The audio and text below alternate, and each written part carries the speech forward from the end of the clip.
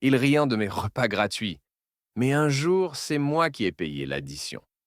À la cantine, je passais toujours dans la file spéciale, celle des tickets gratuits.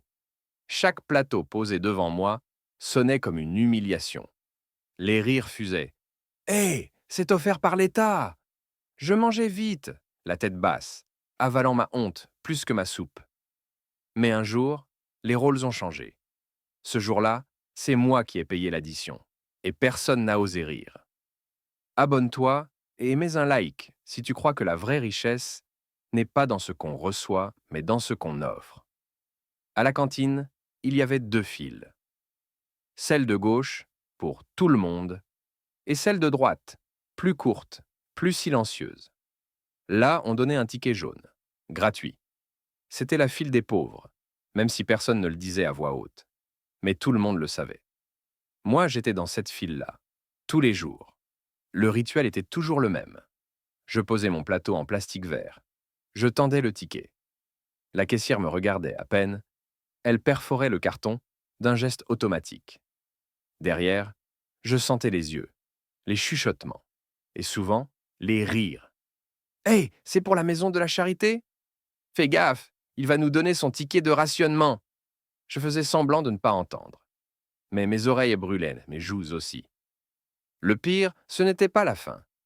Ce n'était pas la soupe tiède ou les pommes farineuses. Le pire, c'était cette impression que tout le monde voyait ma misère sur mon plateau. À la maison, c'était silence radio. Ma mère enchaînait les ménages, ses mains rouges de produits d'entretien.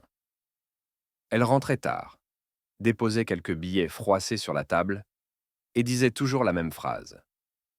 Ça ira, tu verras. Demain, ça ira. Demain, c'était toujours le même ticket jaune.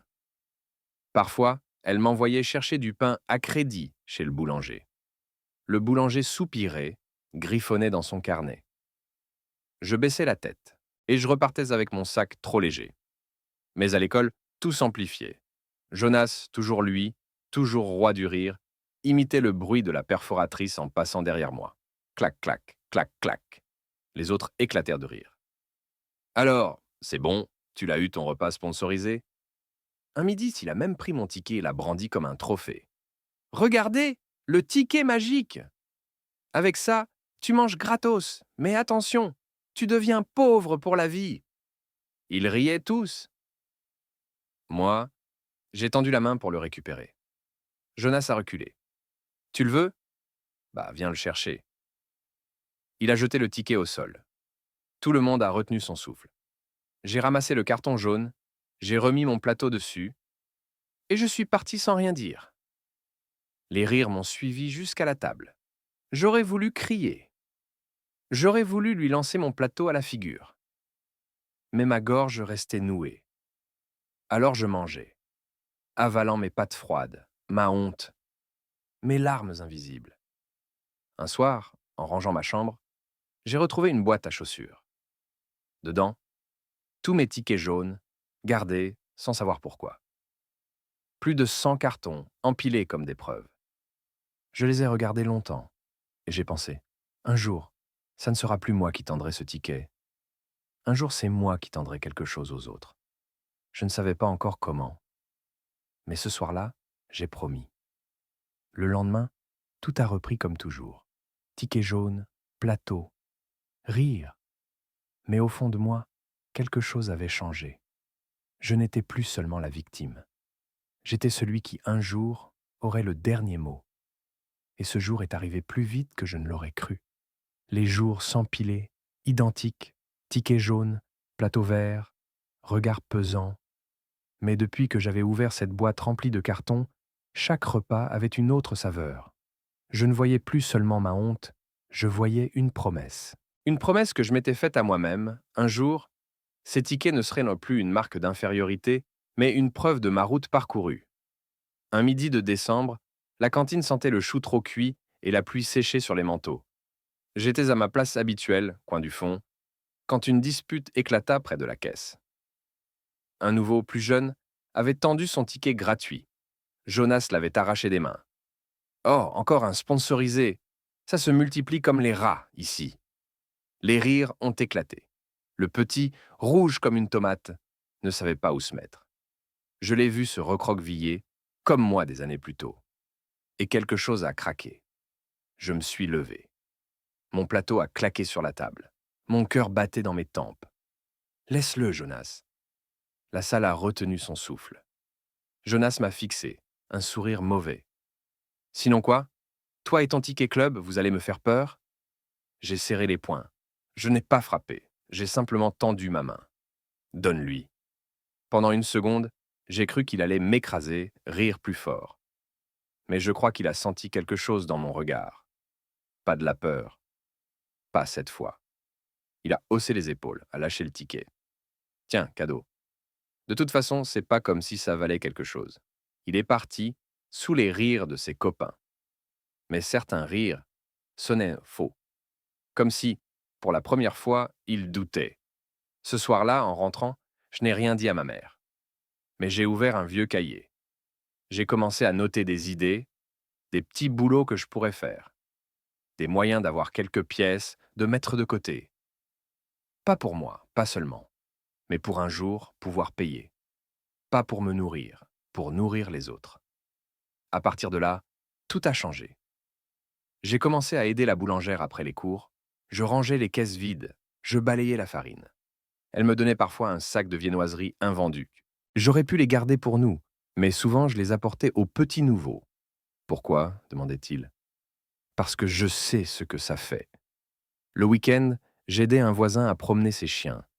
Quelques billets glissaient dans ma poche. Je les mettais dans une boîte, cachée sous mon lit.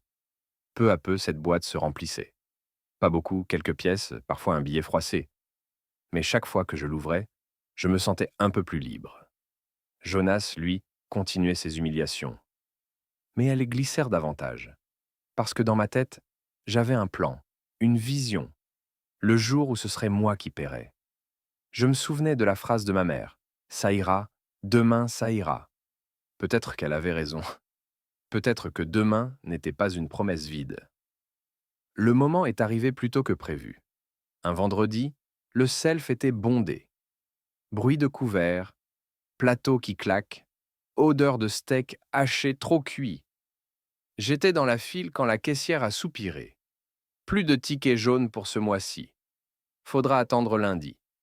Le petit nouveau, derrière moi, a blêmi. Ses yeux se sont voilés. Sa main tremblait autour de son plateau vide. Je savais ce qu'il allait faire. Reposer son plateau, sortir de la file, disparaître dans la honte. Comme moi autrefois. Alors, sans réfléchir, j'ai plongé la main dans ma poche. Pas celle de mon pantalon. Celle où j'avais mis exprès un billet de ma boîte secrète. Je l'ai posé devant la caissière. Je paie pour lui. Silence. Un vrai silence. On entendait seulement le bip des plateaux enregistrés plus loin. La caissière m'a regardé, surprise. Tu es sûr? Oui. Le petit nouveau a levé les yeux vers moi, incrédule. Et pour la première fois, j'ai vu autre chose que de la honte dans des yeux comme les miens. J'ai vu de la gratitude. Bien sûr, Jonas a éclaté de rire. Regardez-le, le pauvre qui joue aux riches. Il a vendu ses lacets pour payer un repas. Les autres ont ri. Mais pas tous. Certains se sont tus. D'autres ont même applaudi. Faiblement, mais assez pour que Jonas perde son sourire une seconde. Moi, j'ai repris mon plateau, calmement. Mais à l'intérieur, je brûlais. Pas de honte, de fierté. Parce que, pour la première fois, c'était moi qui avais payé l'addition. Et je savais que ce n'était que le début. Le lundi suivant, l'histoire du repas payé avait déjà circulé partout dans le collège. Pas parce que c'était héroïque, non, mais parce que Jonas l'avait tourné en dérision tout le week-end. Vous avez vu? Le pauvre paye pour un autre pauvre. C'est les soldes à la cantine. Ces mots avaient fait rire certains, mais pas tous. Dans les couloirs, j'avais remarqué des regards différents. Pas de l'admiration encore, mais un doute, une fissure dans le mur des moqueries. Pour moi, ce n'était qu'un début. Chaque soir, je comptais ma petite caisse sous mon lit. Les pièces s'entrechoquaient, maigre trésor. Mais j'y voyais une force. Je n'avais jamais eu d'argent en trop. Chaque centime était vital. Pourtant, je me sentais riche. Parce que cet argent-là, je le choisissais. Il ne m'était pas imposé par un ticket jaune. Il venait de mes mains, de mon temps, de ma volonté. Je me levais tôt le samedi pour aider la boulangère. Le dimanche, je portais les sacs d'une voisine âgée. J'encaissais chaque billet comme une preuve que je n'étais plus seulement celui qui reçoit, mais celui qui peut donner. Et puis vint le jour où tout bascula. C'était un jeudi pluvieux, la cantine était saturée, les vitres couvertes de buée. L'odeur du gratin noyait l'air. J'étais dans la file, ticket en main, quand un brouhaha a éclaté. Un élève, Samy, venait de poser son plateau.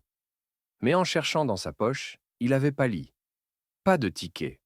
La caissière soupirait déjà. Las. Pas de ticket, pas de repas.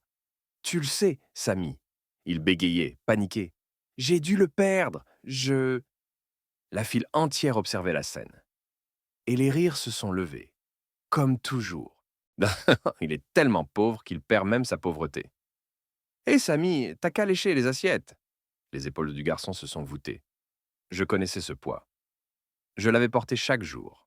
Mon cœur battait à tout rompre. Et sans réfléchir, j'ai plongé la main dans ma poche. J'ai posé un billet sur le comptoir. Je paie. Silence. Un silence qui semblait avaler tout le bruit.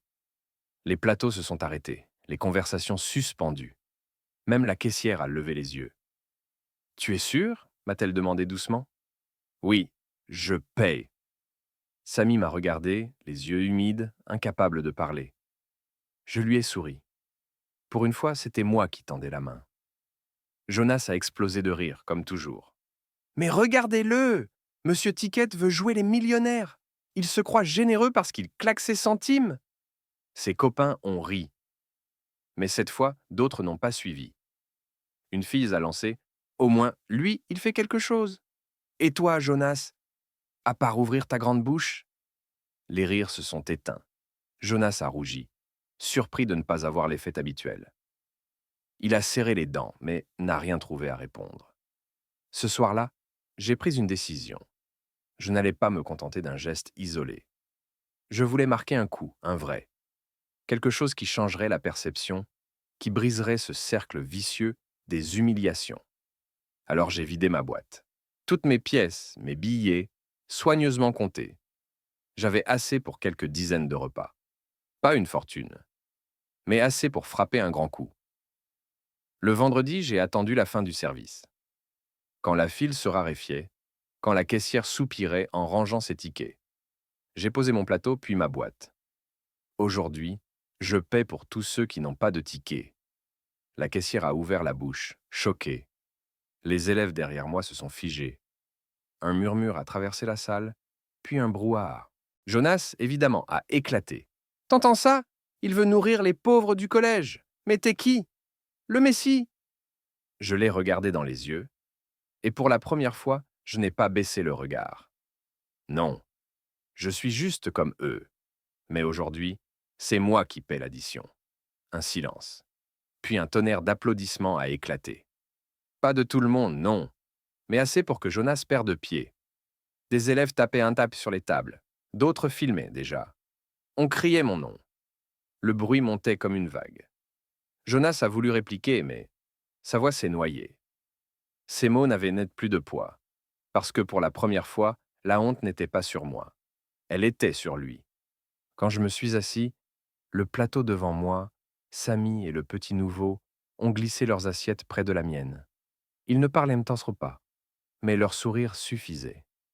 Et ce jour-là, j'ai compris que je n'étais plus seul. Le lendemain, le collège n'était plus le même. Les couloirs bruissèrent de mon geste, comme si c'était une légende nouvelle. Les vidéos tournaient partout. On me voyait poser ma boîte pleine de pièces devant la caissière. On entendait ma phrase résonner. Aujourd'hui, c'est moi qui paie l'addition. Certains l'avaient remixée en musique. D'autres l'avaient écrite en story comme une punchline. Moi, je marchais dans ces couloirs, avec le cœur lourd et léger à la fois. Lourd parce que je savais que ma boîte était vide, que chaque centime gagné s'était envolé en une seule journée. Léger parce que, pour une fois, ce n'était pas de la honte que je portais. Jonas, évidemment, ne s'était pas avoué vaincu. Dès le matin, il est venu vers moi, entouré de ses fidèles. Alors, Robin des Bois, t'as fait ton cinéma, t'es content? Tu crois que ça change quoi? Je l'ai regardé sans ciller. Ça change que toi, t'as ri. Moi, j'ai nourri. Les rires de ses copains se sont étouffés. L'un d'eux a même détourné le regard, mal à l'aise. Jonas a ouvert la bouche, mais rien n'est sorti. Ce silence-là, c'était ma victoire. À midi, la cantine était pleine à craquer. Mais ce jour-là, personne n'a ri quand les premiers ont tendu leur ticket jaune. Certains élèves y sont même passés exprès par la file gratuite, juste pour les accompagner. Comme si mon geste avait cassé la barrière invisible. La caissière, émue, m'a glissé en prenant mon plateau. Tu sais, en 20 ans de service, je n'avais jamais vu ça. Tu as fait plus que payer un repas. Tu as payé un respect qu'on n'avait pas. Ces mots m'ont serré la gorge. Le soir, en rentrant, j'ai retrouvé ma mère à table. Elle avait déjà entendu, bien sûr. Les histoires vont vite dans un quartier. Elle m'a regardé longtemps, sans parler, puis a posé ses mains usées sur les miennes. Ton père serait fier, dit-elle enfin. Moi, je le suis. Mais promets-moi une chose. Garde toujours un billet pour toi, parce qu'on ne peut aider les autres que si on tient debout soi-même. Ses yeux brillaient, les miens aussi. Les jours ont passé. Les moqueries de Jonas se sont raréfiées. Son rire sonnait creux, ses blagues tombaient à plat. Parce qu'une fois qu'un mur est fissuré, il s'écroule peu à peu. Les regards sur moi avaient changé. Pas tous admiratifs, non. Mais plus aucun ne portait ce mépris qui me collait à la peau. Un matin, en ouvrant mon casier, j'ai trouvé une enveloppe. Dedans, quelques pièces, un billet, pas signé. Juste un mot. Pour continuer à payer l'addition. Merci. J'ai souri. Parce que je n'étais plus seul à porter ce combat. Mon geste avait réveillé d'autres forces silencieuses. Et puis, un midi, quelque chose s'est produit qui a marqué la fin de mon ancienne vie. La caissière a annoncé dans son micro: à partir d'aujourd'hui, le collège met en place un système de repas solidaire. Ceux qui le souhaitent peuvent se donner 1 € ou 2 en plus. Cet argent servira à couvrir les repas gratuits. Un tonnerre d'applaudissements a éclaté. Moi, j'étais pétrifié. Parce que je savais d'où venait cette idée. Mon geste avait planté une graine, et voilà qu'elle poussait. Jonas, ce jour-là, est passé devant moi dans la file. Il a sorti un billet. Il l'a posé sur le comptoir, sans un mot. Nos regards se sont croisés. Ce n'était pas une excuse. Pas encore. Mais c'était une fissure dans son armure. Le soir, j'ai ressorti ma boîte à chaussures. Vide. Mais je l'ai remplie d'autres choses. Mes anciens tickets jaunes.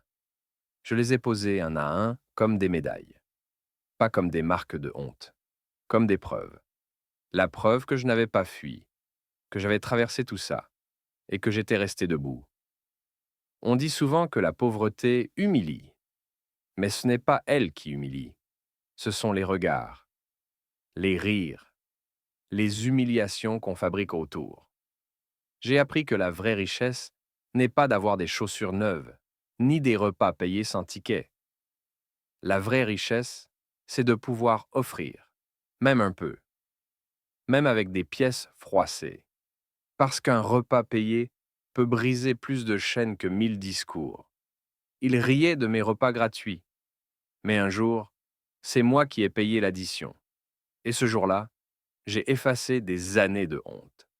Abonne-toi et laisse un like si tu crois que donner, c'est parfois la plus grande victoire.